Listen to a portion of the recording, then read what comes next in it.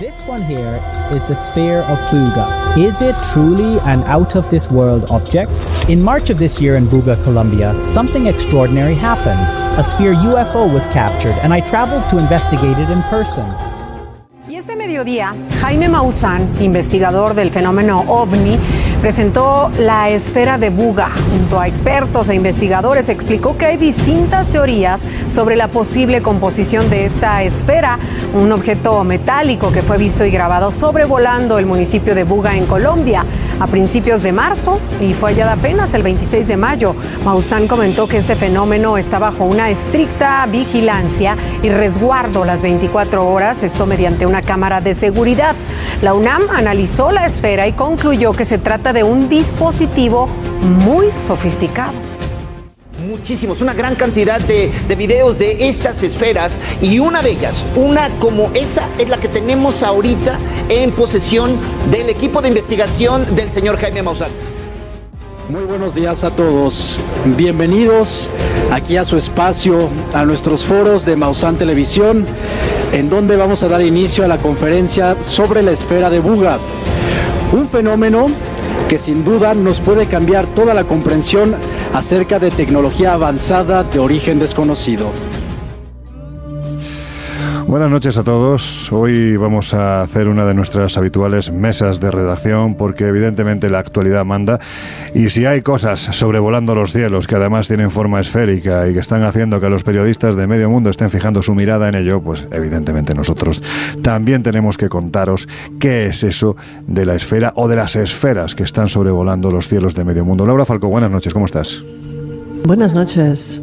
Pues la verdad es que es un tema interesante. Lo que pasa que a mí, como siempre, me genera un problema la persona de la que viene, que es el señor Maussan, que a mí me ofrece muchas dudas. No dudo de las esferas, porque hay muchos casos históricos, pero sí de la persona, en este caso, que lo avala. Pues fíjate, voy a romper una lanza en favor de lo que creo que debemos de hacer. Lo que pasa es que evidentemente la cosa, pues en fin, está lejos y demás, ¿no? Pero yo creo que cuando lo suyo para intentar saber si una persona es de una forma o de otra es intentar conocerla, ¿no? Yo en este caso, en este programa hemos tenido la oportunidad, lo van a poder escuchar en los próximos minutos, de estar y de entrevistar al que es es uno de los principales protagonistas de este asunto, que es Jaime Maussan. Ahora Josep Guijarro nos contará un poquitín quién es este hombre, porque en España quizás no sea tan conocido como en Latinoamérica. En Latinoamérica es prácticamente una estrella de la televisión desde hace ya muchas décadas, un hombre con una trayectoria muy comprometida dentro de todo lo que tiene que ver con la ecología, en fin. Él empezó siendo un periodista que denunciaba situaciones sociales con una potencia tremenda y de repente decidió entrar en el fenómeno OVNI. Yo que os puedo decir que he tenido la oportunidad de conocerlo, fijaos lo que os digo, yo creo que esta persona se cree a pies juntillas lo que defiende.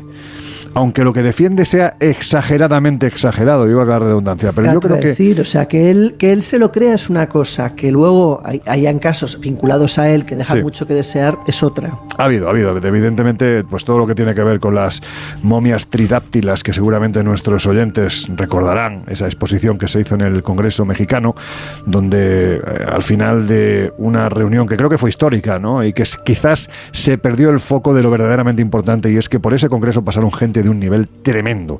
Tuve la oportunidad de entrevistar hace unos días a Enrique Colbeck, que es uno de los que pasaron por allí, un hombre que lleva años trabajando de controlador aéreo en el aeropuerto, uno de los más importantes del mundo, que es el de Ciudad de México, y sinceramente que ponencias como la de Enrique Colbeck y tantos otros pasaran desapercibidas, porque al final pues todo el mundo se quedó con la anécdota de unas momias que supuestamente eran restos biológicos de extraterrestres, pues evidentemente. Pero fíjate lo que te digo, yo estoy convencido de que este señor se lo cree.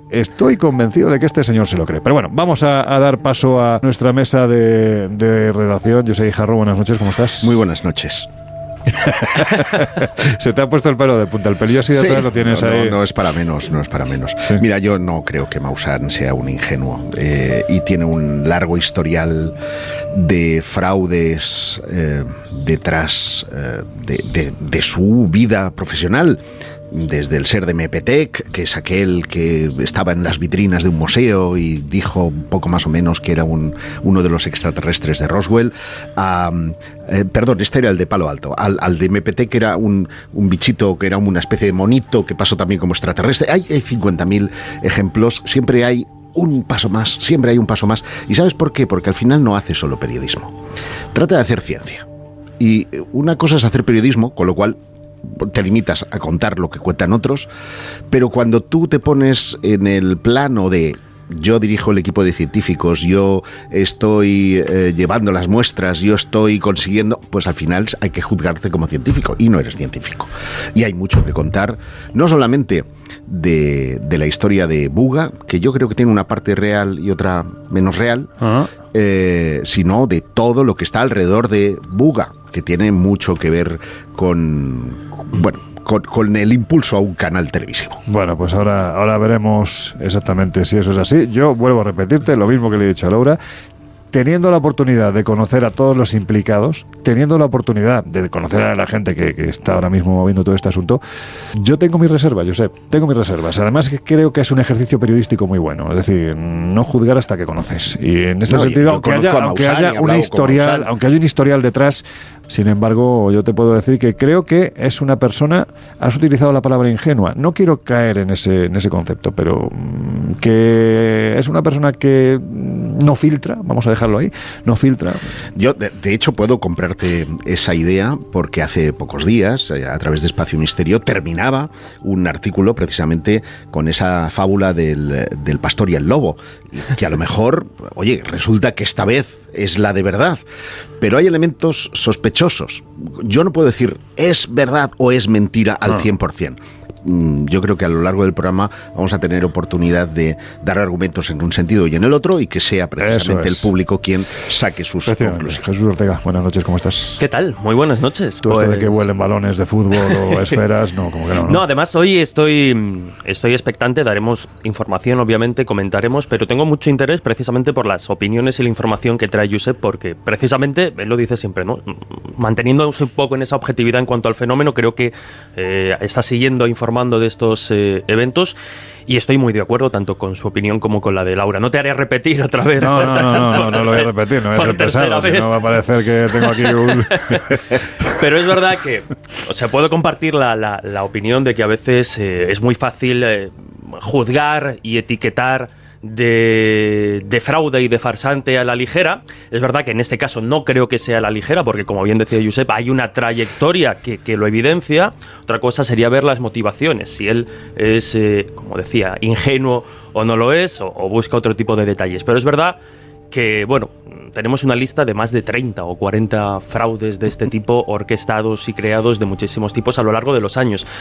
¿Esta va a ser la excepción que rompa la regla? Veremos. Es que no creo que estemos hablando de excepciones, pero en fin, yo no voy a seguir en lo mío, porque si no me voy a repetir demasiado. Yo, en fin, creo que hay gente que sabe del poder mediático que tiene este señor, y lo que hacen es, en muchas ocasiones, venderle la burra. Y él, que es una persona que creo que está deseando transmitir a la humanidad que el contacto extraterrestre y la presencia de ellos es absolutamente real, pues prácticamente compra todo. Esa es la sensación que yo tengo.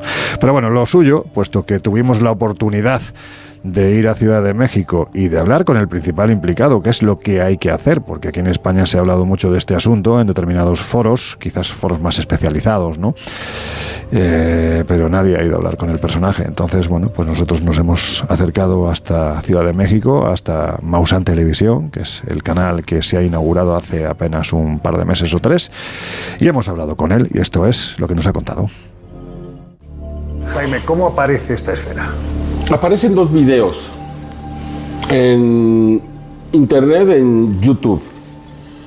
Primero aparece el video de una joven, sabemos que es una joven porque se escucha la voz, donde se ve una esfera más cerca que nunca, a unos metros de distancia. Se observa que esta esfera baja y sube en repetidas ocasiones, luego se va, se eleva, finalmente la pierde de vista después de algunos minutos. El video fue extraordinario, a mí me llamó mucho la atención, presenté este video, pero luego surge un segundo video. Uno de los videos más importantes en la historia del fenómeno de los objetos anómalos no identificados. Es un video que dura más de 7 minutos y medio para empezar. Eso es mucho tiempo. O sea, para un CGI, para una inteligencia artificial, no existe todavía la capacidad de hacer videos tan largos. Y menos para un hombre tan sencillo como es don José. Bueno, se observa a la misma esfera que vuela arriba de una ciudad. Yo ignoraba qué ciudad. Y que pues la imagen es muy clara, se acerca, se va. Y luego vemos que en el último momento la esfera desciende, no muy lejos de la persona que estaba grabando, que llega a tierra. Entonces vemos a un hombre que baja rápidamente, toma la esfera con un brazo y se va. Y le pregunta a alguien cuánto pesa, y le dice 2 kilos. Esa imagen a mí me impresionó. Me di cuenta que había alguien que había recuperado una esfera de esas que hemos visto volar por tanto tiempo. Entonces le pedí a mis colaboradores si me pudiesen poner en contacto con las personas relacionadas al caso.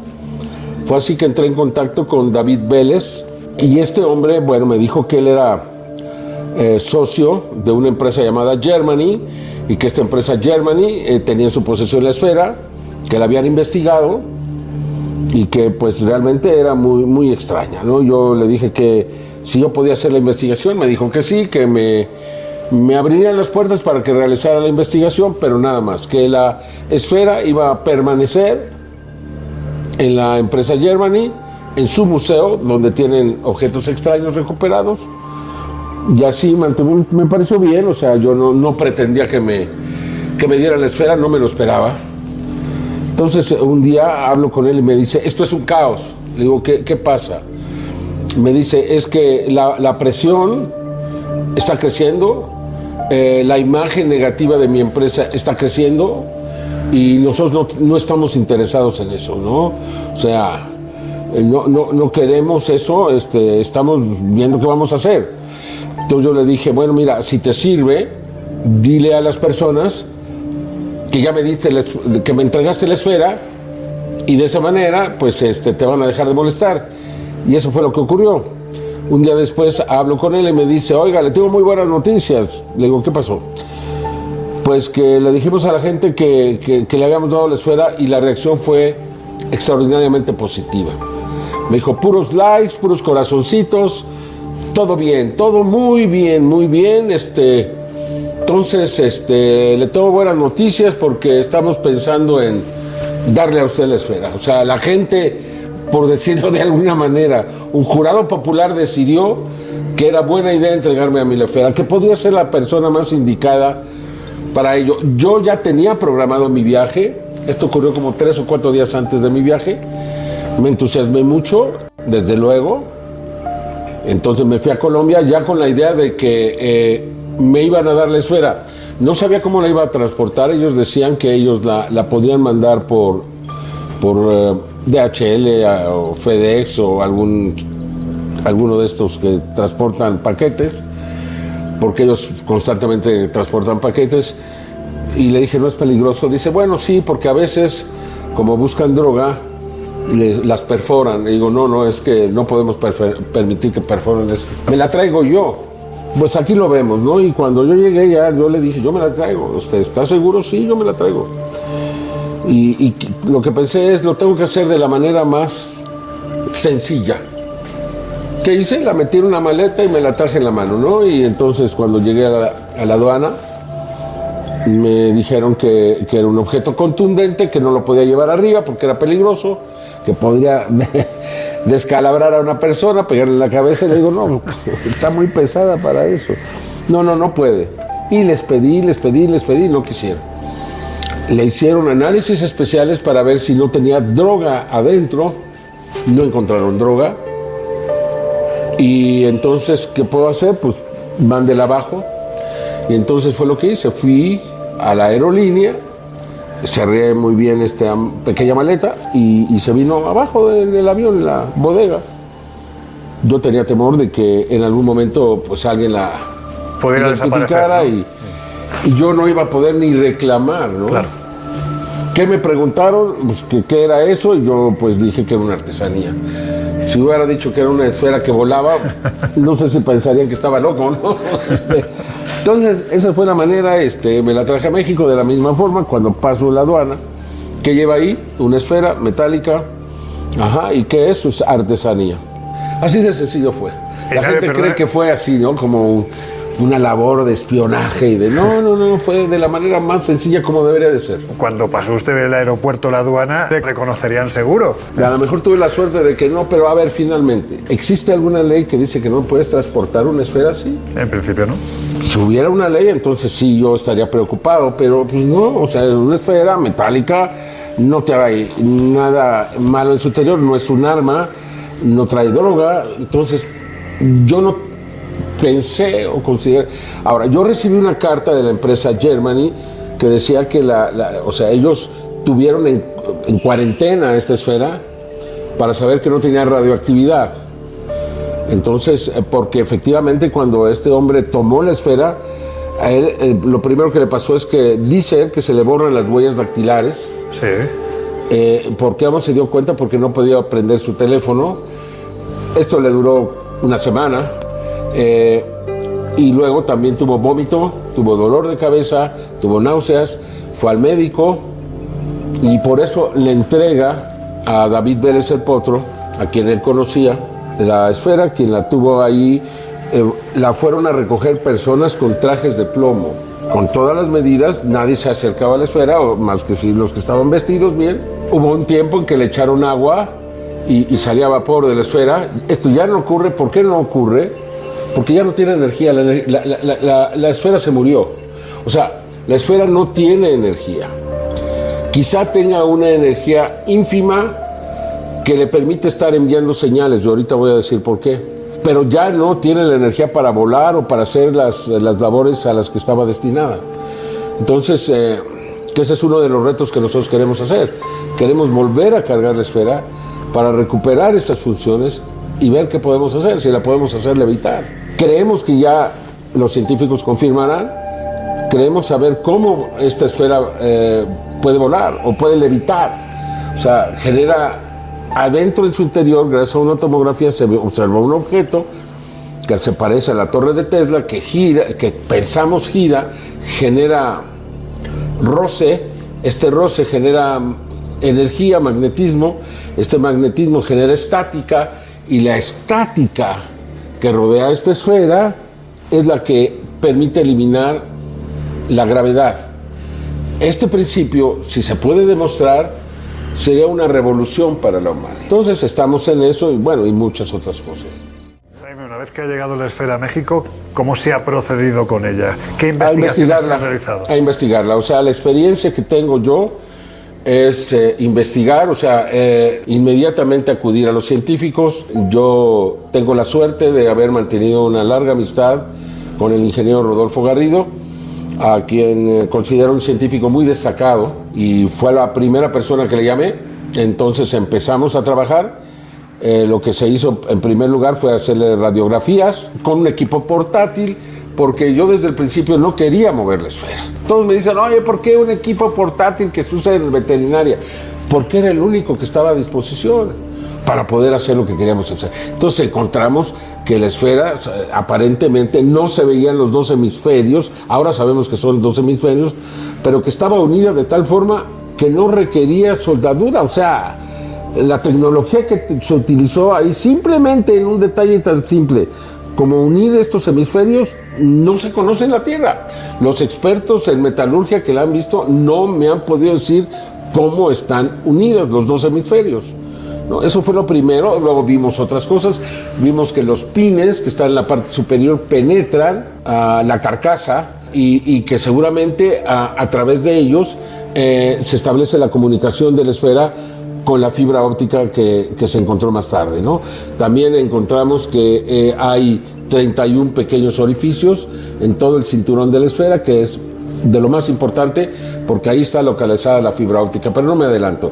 Fuimos primero a la fibra óptica y luego con Rodolfo logramos, gracias a sus relaciones con la universidad, porque la Universidad Nacional Autónoma de México es muy precavida en relacionarse con este tipo de descubrimientos. Entonces Rodolfo, por cuestiones de que se puede perder control, ¿no?, sobre los resultados, y esto en algún momento dado piensan ellos que puede afectar la imagen de la universidad. Entonces Rodolfo, de una manera muy mesurada, contrató a personas ahí en la universidad, a un instituto especializado en análisis de materiales, y gracias a este instituto se llevaron la esfera bajo la supervisión de Rodolfo por 5 o 6 horas, y ahí pudieron hacer todos estos análisis que han sido determinantes y que yo tengo aquí. Esto es algo que nunca antes se ha hecho en ningún lugar del mundo, que es analizar una de estas esferas con tecnología avanzada, utilizando microscopios de barrido y otros elementos, donde se pudo determinar, lo más importante, la presencia de la fibra óptica, no solamente de forma visual, sino de manera física. Se tomaron, bajo la supervisión de Rodolfo, se tomaron pequeños remanentes o pequeñas muestras de uno de los orificios del polímero que está ahí. El polímero arrastró parte de algunas fibras ópticas, se metieron al microscopio y se encontró los restos químicos y físicos que demuestran la presencia de la fibra óptica. El científico encargado, que es del más alto nivel, a nivel mundial, este científico puede estar en cualquier universidad del mundo sin problema. Ha estado en instituciones en Inglaterra, ha trabajado en la Boeing en los Estados Unidos, o sea, tiene más de 150 artículos científicos publicados, es un maestro emérito de la universidad, ha conducido a muchos científicos al doctorado, etcétera, etcétera. Entonces, es un hombre que no tiene ningún tache.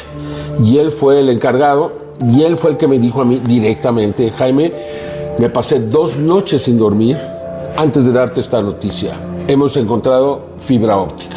Y procedió, abrió su computadora y me la mostró. Es cierto que esa fibra óptica, bueno, tiene reflejos de los LEDs, de los microscopios electrónicos o digitales que se utilizan para verla. Sin embargo, bueno, lo que estamos encontrando es que es una especie de espejo que está reflejando, pero la presencia de la fibra óptica está ahí, en primer lugar. Y segundo, que físicamente él encontró los rastros físicos. Además, él se asesoró con un experto de fibra óptica, quien le confirmó la presencia de la fibra óptica en la esfera. Y ese detalle demuestra que esta es una esfera con alta tecnología, que es una esfera que es en realidad un sensor. Los científicos podrán hablar más de esto, y aparentemente es un sensor que lo ve todo.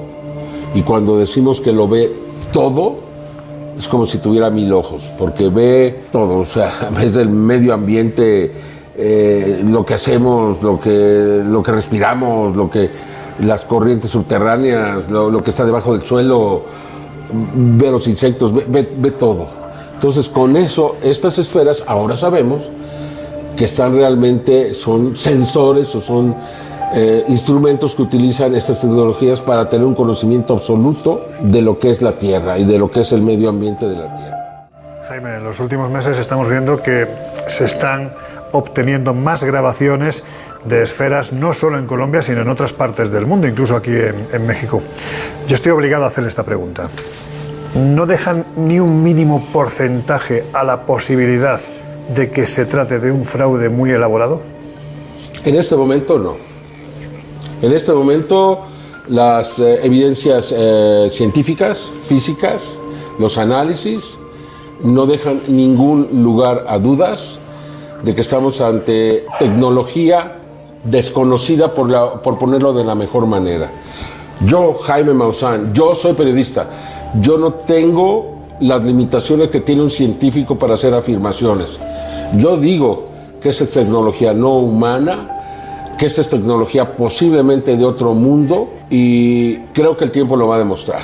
Y lo está demostrando, porque los más recientes videos muestran a esferas no iguales, sino idénticas a la esfera de Buga, que están volando. Y luego hacemos análisis de los videos y los videos son auténticos. Entonces, que alguien me diga cómo se puede volar una esfera, en este caso que pesa 10 kilos, aunque haya subido de 2 kilos a 10 kilos, al ir perdiendo su energía, bueno, PC2 o PC10, ¿cómo hacemos volar una esfera que está totalmente cerrada? ¿Cuál es su medio de propulsión? ¿Cómo vuela? Entonces, ¿cómo se puede hacer un fraude tan elaborado como este? 1. 2. Yo fui al lugar, hablé con los testigos, me di cuenta que este hombre vende cositas en el parque de la ciudad. ¿Ustedes me quieren decir que ese hombre se involucró en la realización de un fraude de este nivel? Que lo contactó la CIA de los Estados Unidos o alguien le dijo, mira, tú vas a recoger esta esfera y van a buscar al señor Maussan o él se va a conectar con ustedes y se la van a entregar a él y lo vamos a engañar. ¿Cuál es la idea? Porque yo todavía no lo entiendo. Como para pensar, muchas personas me han dicho, yo mismo he pensado, ¿podría ser este un fraude elaborado? No, no puede ser un fraude elaborado. No existen las condiciones para un fraude elaborado, ¿no? Ahora, las otras esferas que se han grabado, porque son 3 casos en Colombia, estamos ante una inteligencia que no es de aquí. ¿Por qué nos cuesta tanto trabajo aceptarlo? ¿Por qué en el caso tenemos que llegar a lo extremo y siempre negarlo y nos cuesta tanto aceptar que hay otras inteligencias en el universo y que nos están visitando y que están aquí? ¿Por qué es tan difícil? Bueno, pues ahora seguimos analizando la actualidad de la conocida como esfera de Buga. Hemos escuchado a Jaime Maussan, vuelvo a repetir, es uno de los principales protagonistas de esta historia, que en España quizás no tanto, pero fuera de España está abriendo absolutamente medios de comunicación de una grandísima importancia, medios de comunicación generalistas. Pero todo esto os lo vamos a contar en nuestra segunda hora. Ahora os dejamos en la compañía de nuestros queridos compañeros de los servicios informativos de Onda Cero Radio y regresamos enseguida. Estáis en el Colegio Invisible. Bueno, pues ya estamos de vuelta. Si te acabas de incorporar al Colegio Invisible de hoy, que sepas que te estamos hablando de la que está siendo la última gran noticia, quién sabe si dentro del ámbito de la ufología o de otra cosa en el mundo, la esfera de Buga. Y al final de la primera media hora estábamos escuchando a uno de los principales protagonistas de esta historia, que es aquel que ha recogido esta esfera, porque hay que decir que la esfera ha caído del cielo, o ha descendido más bien, ha descendido lentamente del cielo mientras era grabada por una serie de testigos, aparentemente gente muy humilde. Y esa esfera ha sido entregada a Jaime Maussan. Pero, José Guijarro, tú decías que querías comentar algo, ¿no? De las palabras de Maussan. Sí, porque, bueno, primero me ha parecido muy llamativo el cómo pasa la esfera de Colombia a México. Sí. Pongámonos en situación. Sí. En marzo se cae un dispositivo extraterrestre en Colombia. Se cuelga en Internet, en la web de German Company, que es la compañía, es la empresa de David Vélez el Potro. David Vélez el Potro es un fan de Maussan, es un entusiasta de los ovnis. Y dije, hombre, esto tiene que estudiarlo Maussan, que es el investigador de referencia del fenómeno ovni y de los misterios en general en toda Latinoamérica. Bueno, y sobre todo también te digo una cosa, el que tiene la pasta. Y el que tiene la pasta para poder hacerlo, obviamente. Y se pone en contacto con él. Él ya previamente, Maussan ya había visto los vídeos en Internet, pero no había todavía una forma de contacto. Al final se juntan el hambre y las ganas de comer, coinciden en Colombia y decide darle, lo explicaba él perfectamente, la esfera. Él la quería mandar por DHL, imagínate. Y nos dice... Vélez era el que quería mandarlo, sí. Y nos dice que esa esfera extraterrestre hay que llevarla a México. Imaginemos, los servicios secretos de todo el mundo ante una tecnología pasan olímpicamente y este hombre se la lleva en el arco de seguridad en un país conocido por la droga sin prácticamente control alguno, porque le hacen bajar la bodega, lo ha contado muy bien el propio Maussan, sí, para llevársela a México. ¿Por qué? Porque él dice es una artesanía. Una vez que dice la verdad, hay que ponerlo en solfa. Dice la verdad, es una artesanía.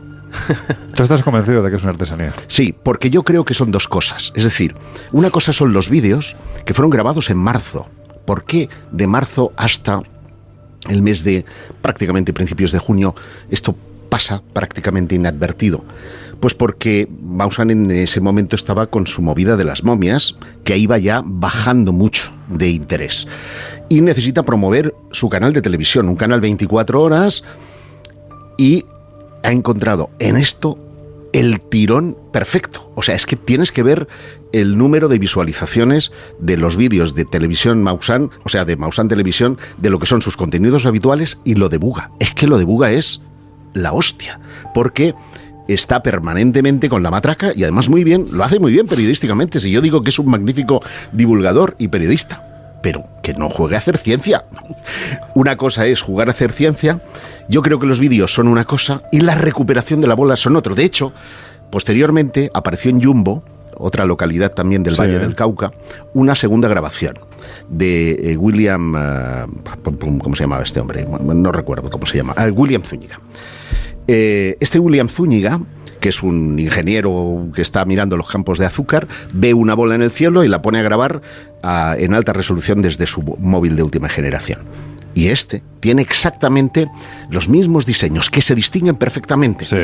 Porque los dos primeros vídeos, los de María y los de José, no se le ven esos qué bíblico dibujos. Queda eso, ¿verdad? Sí. María y José, falta Jesús. Pues a mi juicio, porque una cosa son los vídeos y la otra es la esfera. Ya. Yo creo que hubo un avistamiento real en marzo, el 2 de marzo de 2025 a la 1:45, que es cuando se graba, cuando María graba ese objeto, un objeto que emite una especie de zumbido, que tiene una especie de luces en la parte superior y un objeto esférico. Y otra cosa es el vídeo de José Arias, que es actuado, es decir, el hombre baja a buscar la bola, no hay ramas rotas, no hay hueco, está un segundo mirándolo, es decir, es de manual de cinematografía, está grabándole el amigo desde arriba, baja, la coge sin ningún tipo de protección. Es muy probable que esto pudiera ser incluso uno de estos bolas que llevan los satélites de combustible, ¿verdad? Un tanque de combustible redondo, luego lo que haya podido ser transformado o tal, y lamentablemente este hombre la toca con las manos como si no pasara nada. Sí, Laura, que fuera radioactivo. Claro. Podría ser radioactivo cualquier cosa. Bueno, de hecho, fíjate, una de las cosas que se decía precisamente eran los efectos que supuestamente provocaba esta esfera, como eran dolores de cabeza, vómitos, en fin. A mí me quedo con la idea de Josep, que dice que es una artesanía. Aquí en el Colegio Invisible ya sabéis que nos encanta siempre ofrecer todas las posibilidades. Creo que además es lo más democrático, y luego que cada uno se quede con lo que considera oportuno. Josep considera que esto es una artesanía y por eso dejan que Jaime Maussan pase por el arco de seguridad de Colombia, también incluso al llegar a México. Y una de las preguntas que yo le hacía era, pues precisamente siendo alguien tan conocido en Latinoamérica y especialmente en el país mexicano, donde os puedo decir que tú vas por Ciudad de México y ves murales con la cara de Maussan y con un ovni encima de grafitis. Quiero decir que es un hombre que incluso hasta lo que es en el tejido social también ha calado profundamente. Claro, yo le preguntaba, digo, pero hombre, y esto al pasarlo no solo por Colombia, sino al llegar a México, ¿qué le reconocerían? Me imagino que sería un impacto para aquellos que estuvieran con usted. Y dice, bueno, pues a lo mejor no me conocieron, bueno, quién sabe, ¿no? Pero nos quedamos con esa idea de que Josep defiende que es una artesanía, pero sin embargo tenemos por otro lado al ingeniero que está llevando a cabo la investigación de esta esfera. Hay que decir que ya se ha emitido un informe que tiene todos los sellos de la Universidad Autónoma de México, de la UNAM, donde evidentemente no se dice que es extraterrestre, pero sí se dice, o eso es lo que nos va a contar. Pero si te lo confiesa el propio Maussan, que ha contratado 6 horas en laboratorio. Sí, es poco tiempo, pero en fin, yo siempre quiero dar la oportunidad de que todo el mundo se explique y que luego cada uno saque las conclusiones que considere oportunas. Por eso quiero dar la palabra a Rodolfo Garrido, que es el ingeniero que ha estado, digamos que dirigiendo no sé si la primera o la previa, o va a ser la única investigación que se ha realizado sobre esta esfera. La conclusión a la que ha llegado, porque evidentemente él se mueve en una terminología quizás muy técnica, muy científica, pero la conclusión a la que se ha llegado es que es un objeto altamente tecnológico, que además tiene fibra de vidrio y que podría llegar a levitar. Lo escuchamos.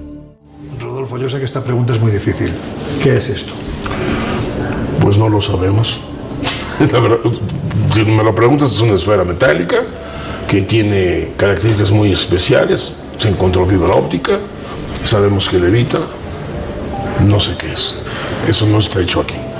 Nadie la reconoce como fabricada aquí. Mira, la Universidad Nacional Autónoma de México lo que hizo fue un estudio, hizo 5 estudios, estudió la dureza de la esfera, el magnetismo de la esfera, estudió también un análisis metalográfico, se encontró que es esencialmente aluminio, hay también silicio en gran cantidad, hay cobre, hay magnesio, manganeso y zinc. Es lo que hay, y aquí están las tablas. También estudió de alguna forma un análisis químico de fluorescencia de rayos X. Esto es, se buscó si habría alguna enzima para encontrarse de algo orgánico. No se encontró, por supuesto, nada. También se le dio una especie de un estudio de luminiscencia para ver si tenía algunos metales raros, algo. También no le encontraron nada. También hicieron un análisis termogravimétrico. Ahí se encontró que efectivamente la esfera no puede estar operando arriba 70 grados centígrados porque los polímeros se alterarían, se dañarían. Entonces, la esfera tiene que estar trabajando a una temperatura ambiente o más baja del ambiente.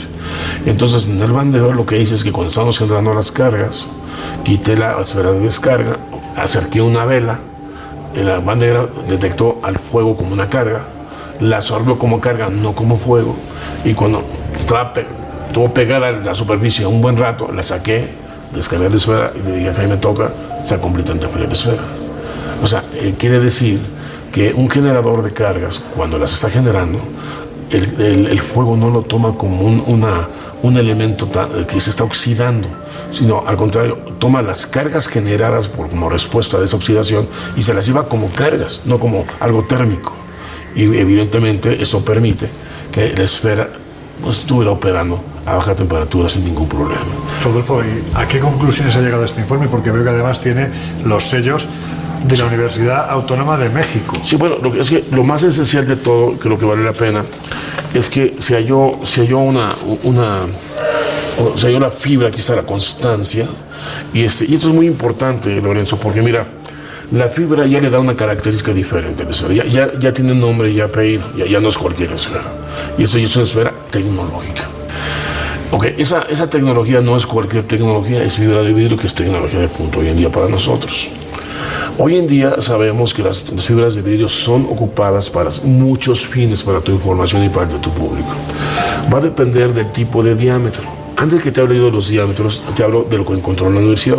Aquí puedes ver una tabla en donde te dice que ese diámetro es de 66 micrómetros y te dice que los elementos encontrados son el óxido de silicio y también tiene aquí el zinc. Los demás no tienen valores.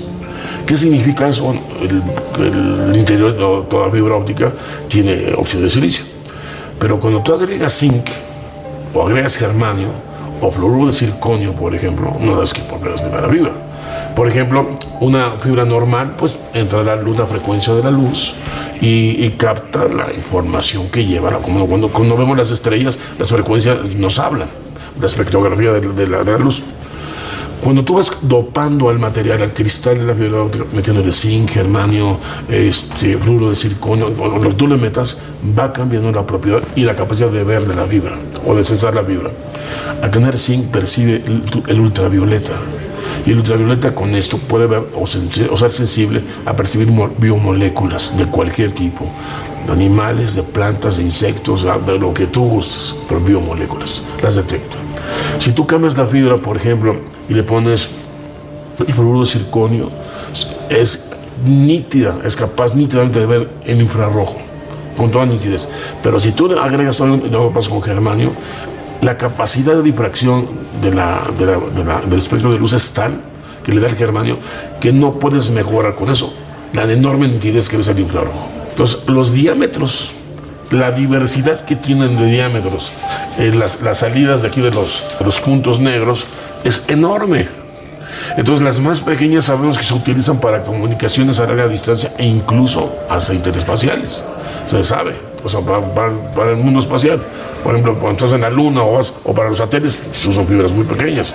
Las medianas se utilizan también para sensores como medir, por ejemplo, la temperatura, la presión atmosférica del viento, la presión atmosférica. También pueden medir las corrientes, pueden medir las corrientes marinas, pueden también ver movimientos de migraciones, la presencia de plagas, pueden ver también la distribución de los vegetales, familias de vegetales, pueden ver cómo está la mineralogía del lugar, si hay alteraciones o hay cosas interesantes en la mineralogía, pueden detectar si hay ríos subterráneos a través de los gases que emiten y pueden ser detectados por las fibras. También pueden incluso ver si hay una actividad volcánica más abajo o tan cerca. Lo perciben con magnetismo y también con los mismos vapores que tienen frecuencia y lo detectan en las fibras.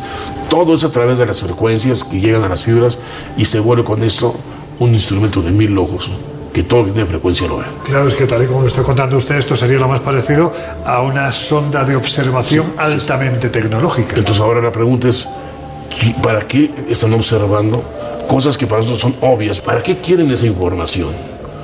¿Qué fin le quieren dar? ¿Y quién es quien está observando esto? Esa es la gran pregunta. No lo sabemos nuestro. Hoy que tenemos algunas ventajas de nuestra parte para tratar de saberlo, tratar de llegar a un enlace de frecuencia con el origen que tiene de contacto esta esfera con las personas o los seres o el lugar que los controla.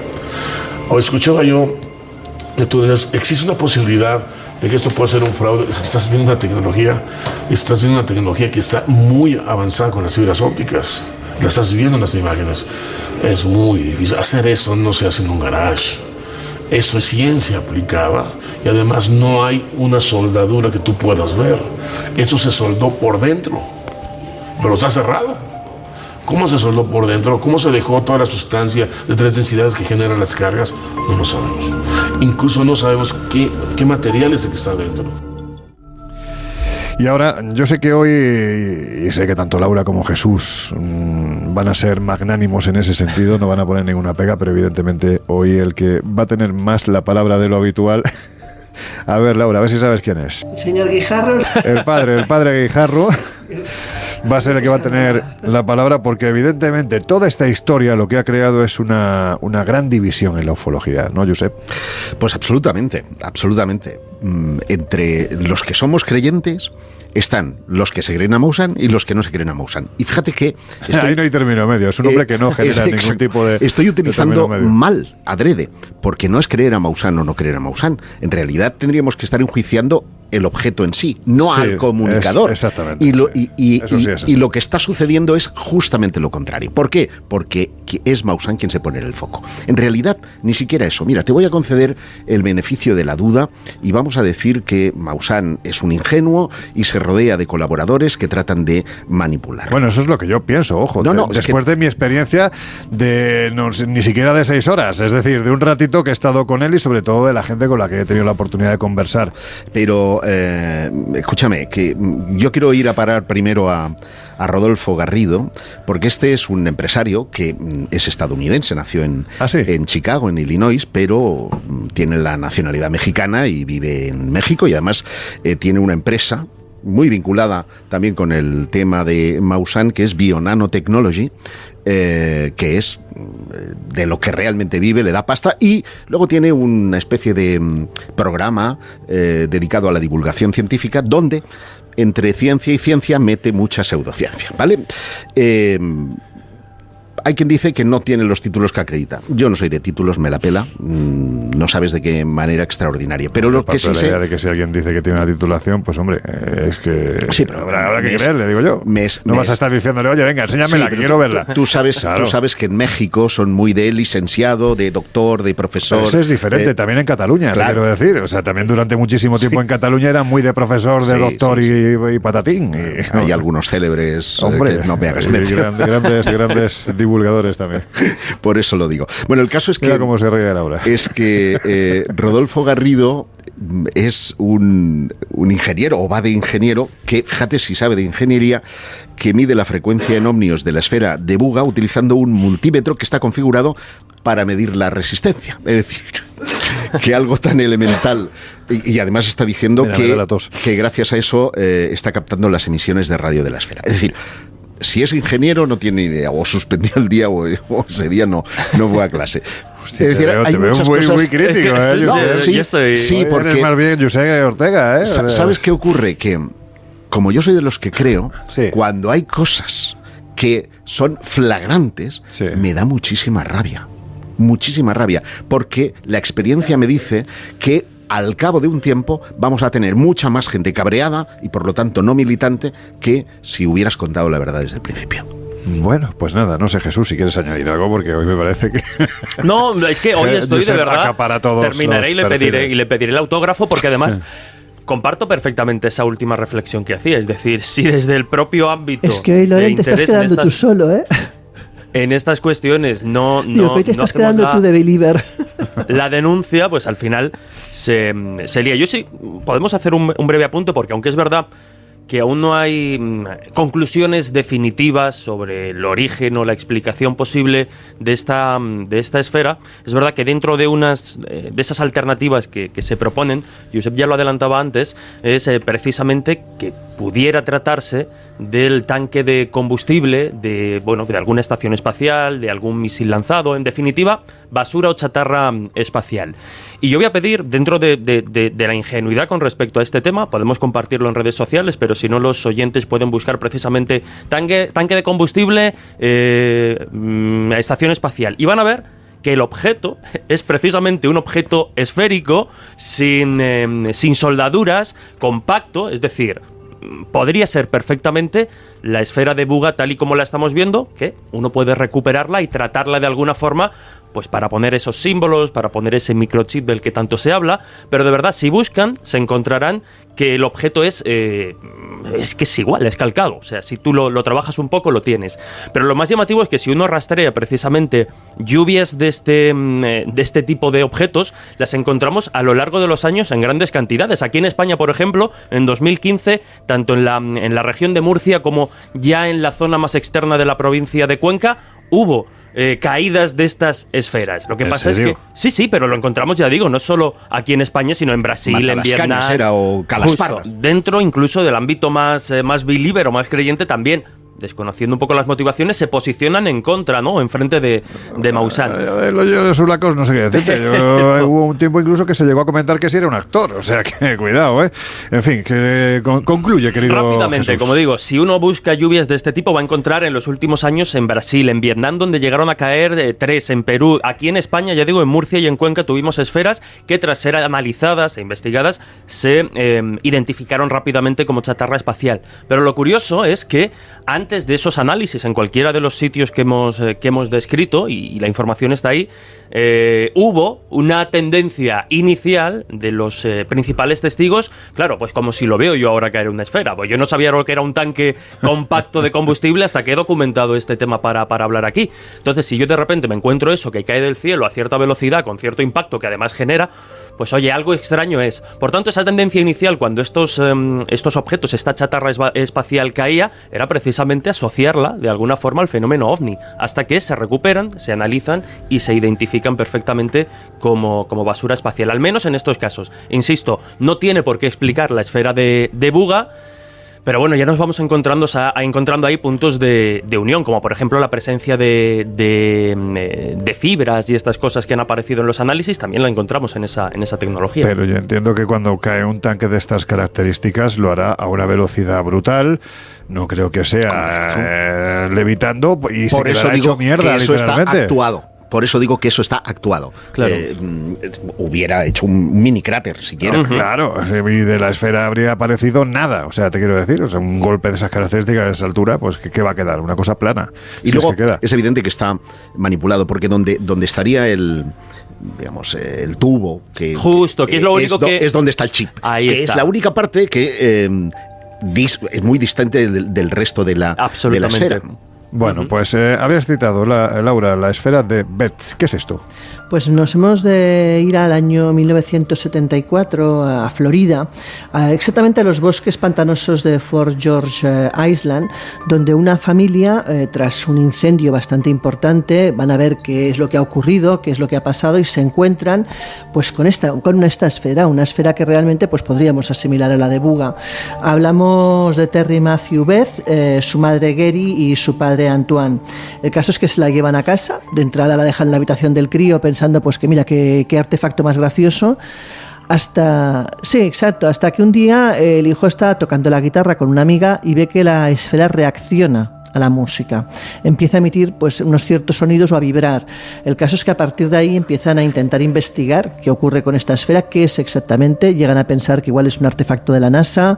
Bueno, se les pasa por la cabeza 50 posibles argumentos y van descubriendo pues cosas nuevas que hace la esfera. Por ejemplo, si la dejan en el suelo y la empujan, llega un momento que la esfera, tras realizar la trayectoria lógica y pararse, lo que hace es retroceder y volver al punto de origen, por ejemplo, o incluso hacer diferentes circuitos erráticos y sin ningún sentido que no corresponden al empuje inicial, por ejemplo, ¿no? La esfera vibra, la esfera a veces emite ruidos. Finalmente deciden hacerla analizar, porque ya les empieza incluso a asustar, a pensar a ver si eso puede ser peligroso hasta cierto punto, porque imagínate, si es un artefacto alienígena, pues no sabes exactamente qué puede tener dentro, a qué puede corresponder. La analiza la Marina, la analizan también algunos científicos, y únicamente consiguen pues valorar realmente cuál es el peso real del artefacto, ver que en el centro parece tener como dos bolas más pequeñas que serían como el núcleo, que parecen estar como medio flotando en una sustancia indeterminada. Bueno, no acaban de averiguar realmente de dónde proceden, no lo tienen claro. Evidentemente tienen claro que es un artefacto muy extraño, que no es del gobierno, tienen claro que eso no pertenece a ninguna basura espacial ni a nada relacionado pues ni con la NASA ni con el gobierno de los Estados Unidos. Y se dan cuenta que el objeto evidentemente parece funcionar a veces como una radio, parece como que se emitiera ondas, también tiene una especie de centro magnético que emite pues una serie de radiaciones o de impulsos magnéticos. Y bueno, y a día de hoy ese artefacto continúa sin saberse exactamente a qué responde, aunque sí que es verdad que en el último análisis se les dijo que si intentaban abrirlo o partirlo, lo que había dentro podía incluso hacerlo detonar. Con lo cual, la familia se acojonó un poco. Pero bueno, continúa teniéndolo la familia. Pese a muchos análisis, tampoco han sido capaces de determinar el origen real de este artefacto. Fíjate que esto era del año 74. Me quise interesar, a raíz de lo de Buga, por conocer el paradero actual, y está perdida. Nadie sabe dónde está la dichosa esfera de Betz. Sí. Qué curioso. ¿Y tú qué opinas de esto? Pues que estamos ante algo muy misterioso, efectivamente.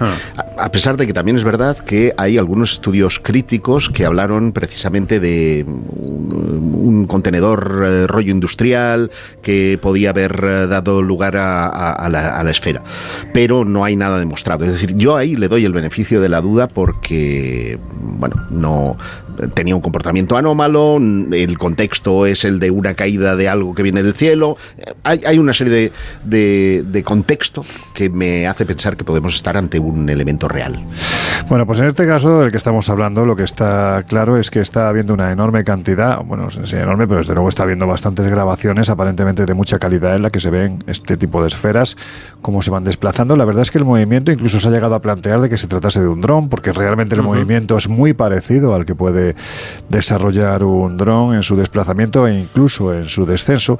Pero para saber un poquito más de este tipo de vídeos, lo que hemos hecho es acudir a la experiencia de uno de nuestros queridos compañeros, que es Javier Domínguez Jadoga, analista digital del programa Extraterrestres que se emite en D-Max, para que nos haga un análisis, en este caso de 6 minutos, de estos vídeos que se han grabado. Esto es lo que nos ha contado. Es importante destacar que hoy día, con la democratización del CGI, el software de edición y la implantación de la IA, nos vemos obligados a poner en cuarentena todo el material gráfico que se comparte en redes. Y como no podía ser menos, vamos a poner en práctica esto que acabamos de comentar, con 2 vídeos que nos llegan desde Colombia, concretamente desde Buga y desde Jumbo, donde sendos testigos han grabado lo que parecen ser las evoluciones de unas esferas metálicas que han aparecido en los cielos de la zona. En primera instancia vamos a centrarnos en el material videográfico obtenido en Buga y que consta de 2 partes bien diferenciadas. En la primera vemos la evolución de una esfera volante hasta su estrellamiento. Esta pues se desplaza en el escenario de forma errática y torpe. Por otro lado, en la segunda parte del vídeo vemos a don José apresurándose para recoger la esfera una vez estrellada, mientras María le graba. Yo tengo la sensación, después de analizar el contenido de ambos vídeos, tengo la sensación que nos enfrentamos a 2 esferas. Estamos ante la presencia de 2 esferas. Una, la que vuela y se estrella, y otra, la que recoge don José y que presenta ese característico cinturón ecuatorial y esos grabados rudimentarios. Destacar, en el vídeo también aparece don José recogiendo la esfera. Previo a ese momento se ve como la misma, casi como que le han colocado en el terreno. No hay ramas rotas, no hay hierba aplastada, Es decir, da la sensación que todo aquello es un montaje. Una vez se rescata la esfera, a mí me llama poderosamente la atención la ausencia de protocolos de seguridad a la hora de manipular la misma. Se dice que no emitía radiación ionizante, que como sabéis es la realmente peligrosa, pero luego alegaban daños en los dedos de don José, que se le borran las huellas, y David Vélez indicaban que le habían aparecido unas llagas bucales. Además, luego también aparecieron unas imágenes de dudosa credibilidad, donde el terreno donde había estado supuestamente posaba la esfera aparecía totalmente quemado. Parecía que habían aplicado algún tipo de herbicida. Me centro ahora en las imágenes microscópicas, con las cuales determinaron la presencia de fibra óptica en la esfera. Alego concretamente que esos reflejos, esas estructuras luminosas que ellos indicaban que eran haces que componían esa fibra óptica, pues determinó que corresponden concretamente a un reflejo especular en las estructuras de la superficie, esas microestructuras de la superficie irregular de la esfera, concretamente de los LEDs que equipaban el sistema de microscopía utilizado por el equipo de Jaime Maussan. Precisamente cuando usaban un microscopio equipado con 6 LEDs, aparecían 6 reflejos repetidos en todas esas estructuras.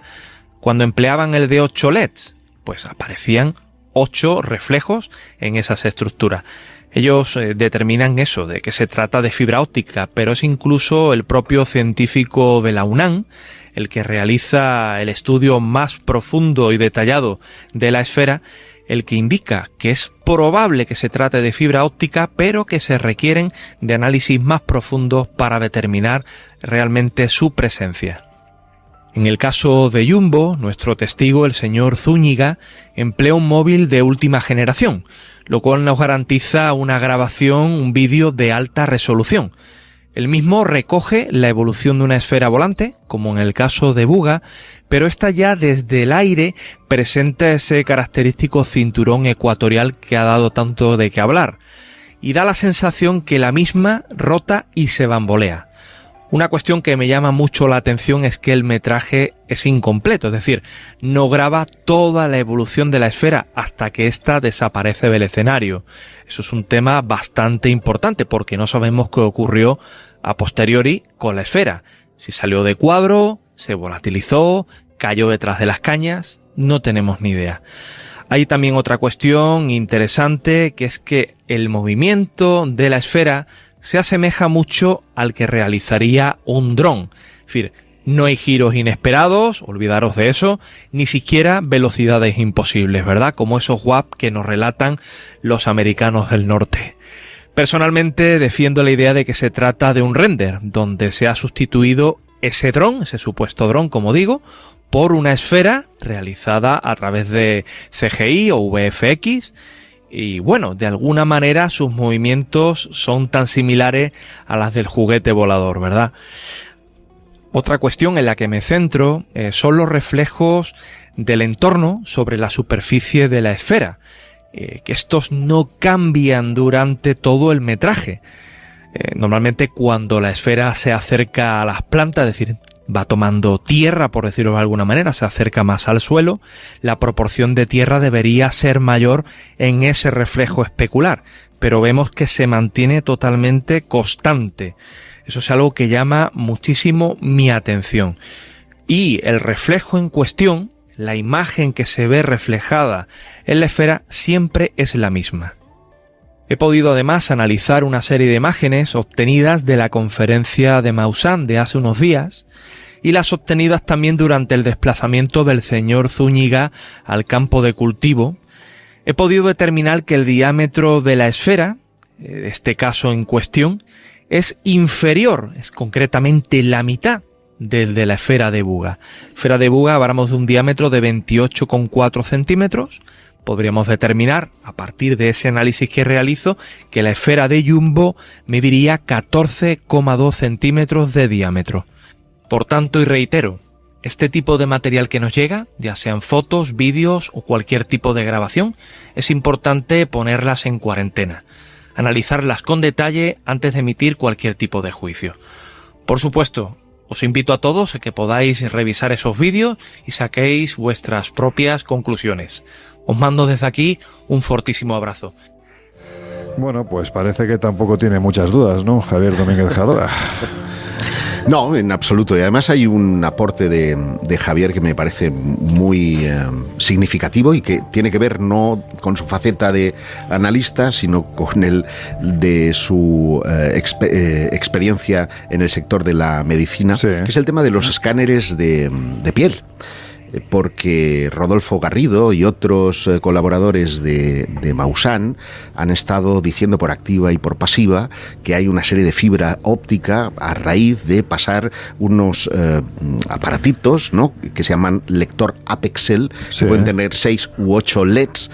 Y a mi hija Doga me abrió los ojos, porque ha hecho con un lector que él los tiene, sí, de 8 a una copa de cristal, y da exactamente el mismo efecto. Es decir, se están columpiando otra vez más, mienten más que hablan. Y esto no está bien, porque es engañar a la gente. Bueno, yo me pongo como abogado del diablo. Entonces, ¿cómo es posible que una institución aparentemente seria, y que debería, o debe, creo que lo hace, de filtrar todo lo que investiga y emite, permite que se haga un informe en el que aparecen los sellos de esta institución, que es la Universidad Autónoma de México? ¿Esto cómo es posible? Porque ya lo hizo con las momias, es la misma operación. Tú contratas el laboratorio, lo puedes hacer, no vas a certificar que es extraterrestre. Me puedes decir la composición de metal de esto, y ellos te lo hacen, pagas la suma cantidad y tienes el informe, que no dice que es extraterrestre, dice que tiene zinc, que es aluminio en un alto porcentaje, 98%, tiene zinc, níquel, no sé qué. Esto lo puedes hacer perfectamente, de un trozo de muestra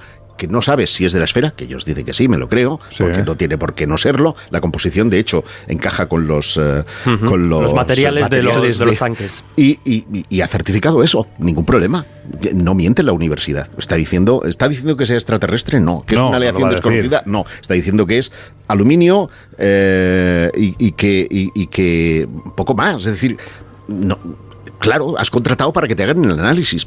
Por supuesto que tienen los sellos. Claro, a veces digamos que ese argumento, ese discurso, incluso en España lo hemos vivido en algunos experimentos, en el hecho en el que tú contratas los servicios de un departamento universitario. Se ha hecho, por ejemplo, en su día para investigar algunas de las piedras de Ica, también, por ejemplo, para la práctica psicofónica en la Universidad de Santiago, creo recordar. Es decir, queda muy bien decir que la universidad ha hecho, y no es el aval de la universidad. Exacto, simplemente el aval. ¿Por qué permite la universidad que se pongan sus sellos? Te quiero decir. Bueno, porque al final el informe corresponde. No, porque el análisis lo han hecho ellos. ¿Perdón? O sea, el análisis sí que lo han hecho ellos, y el análisis es lo que es, te quiero decir. Ellos ponen sus sellos en la medida de lo que han hecho. Ya, pero claro, es que, a ver, yo también parto de la idea de que el hecho de que tú, siendo quien eres, ofrezcas un material para que sea investigado, es que ya te compromete, porque, a ver, no es una persona anónima. Todo el mundo sabe quién es Jaime Maussan, y ya, el momento no en el que lleva... Jaime, va Rodolfo Garrido. Da igual, Rodolfo Garrido es el segundo de Jaime, y posiblemente aparte, es la persona que siempre sale al lado de Jaime en televisión. O sea, hacer analizarlo tampoco le compromete a nada. Él sabe lo que va a dar y sabe que, bueno, eso puede ser cualquier cosa. ¿Sabes lo que quiero decirte? Ya, o sea, pero no, yo lo que voy, es Laura, una cosa es que voy a determinar en contra tampoco. Pero yo lo que voy es que, a ver, si Laura Falco va mañana con una cosa que parece una plastilina a la Universidad Complutense, a un laboratorio, y dice, quiero que me lo analicéis, pues el señor que lo pille va a decir, bueno, Laura Falco va a asociar ideas, investigación paranormal, a ver qué me trae. O sea, es que eso te compromete simplemente por ser la persona que eres. En eso sí tienes razón. Bueno, pero sí, me sorprende, quiero decir, para la universidad, oye, no les comprometa nada, ellos simplemente hacen su trabajo, hacen un análisis y te dan unos resultados, punto. No se comprometen a que eso sea extraterrestre, que sea nada. Y para el otro, para el que lo lleva, tampoco, porque sabe perfectamente los resultados que va a arrojar, y los resultados que va a arrojar tampoco van a decir que no sea extraterrestre. Pero es que es el uso que luego le vas a dar. Te quiero decir, o sea, se sabe perfectamente que si Jaime Maussan lleva eso es para intentar validar que eso es algo extraño, y que a partir de ahí se va a lanzar.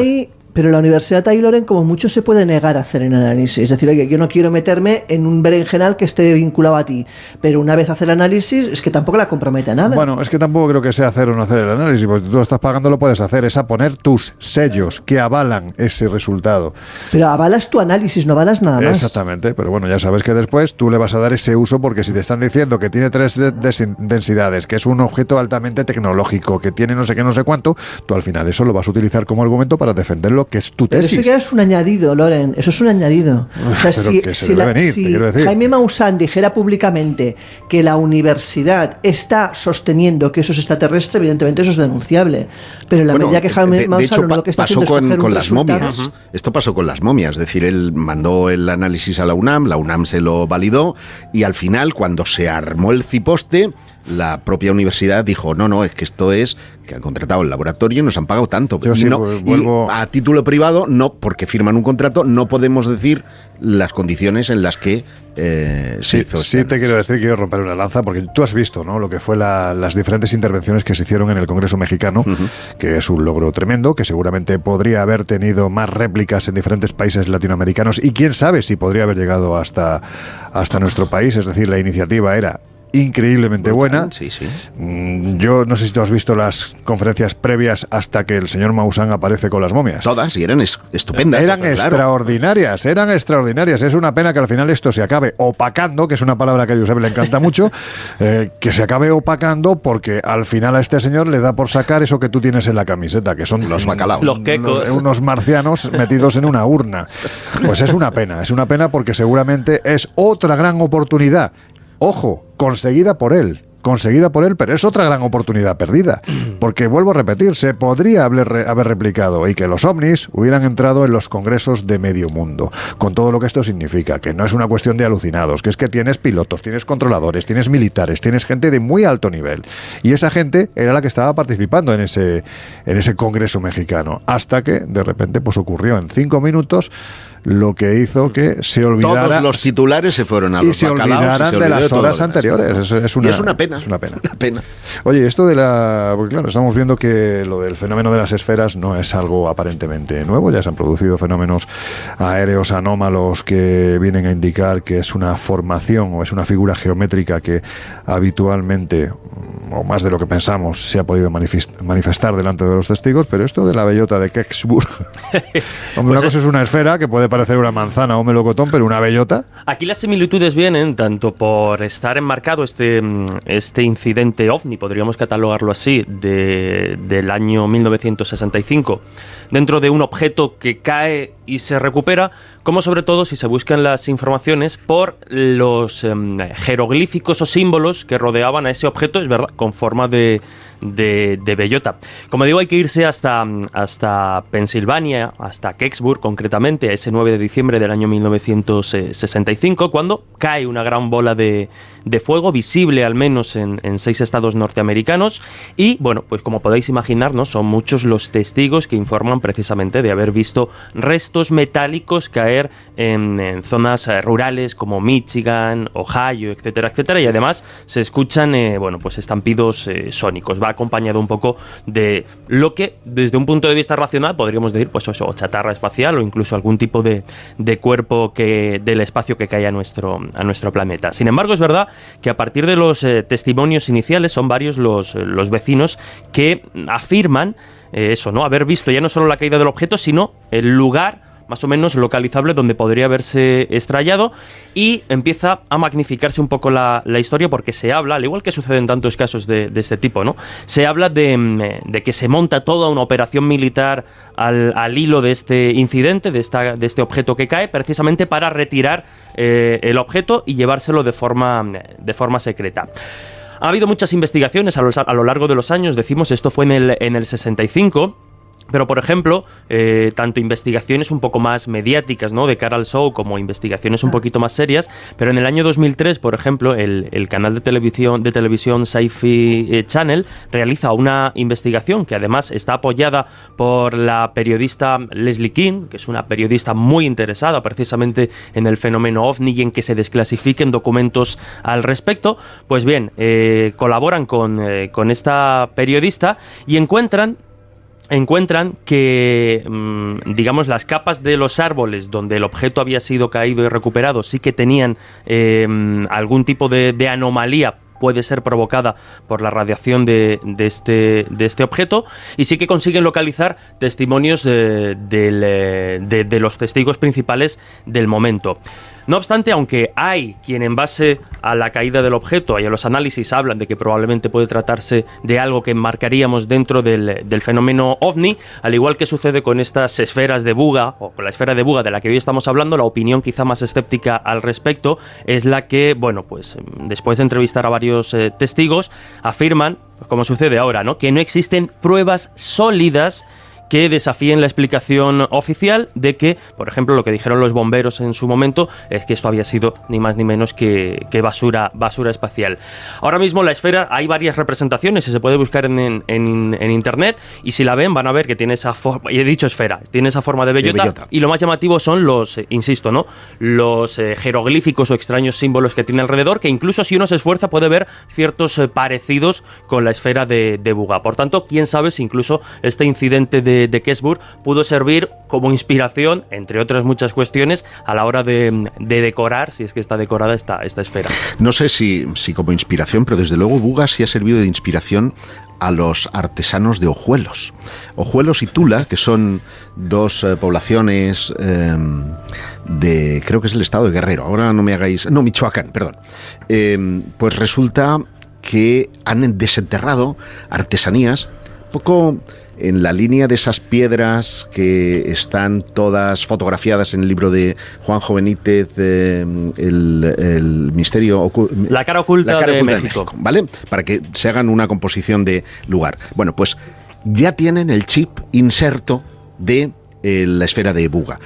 No lo hemos explicado porque no hemos hecho una descripción a nuestros oyentes, pero esta esfera no es una esfera brillante a pesar de ser metal, porque tiene grabados en su superficie, y tú la has visto. Pues, permíteme que no, simplemente que remita a nuestros oyentes a que entren en nuestras redes sociales. Ya sabéis que estamos en Twitter, @colinvisibleoc, y también en Instagram y en Facebook, como el Colegio Invisible en Onda Cero, y ahí hay varios vídeos y también fotografías que hemos obtenido en el mismo lugar, bueno, a ver, prácticamente a 10 centímetros de la esfera.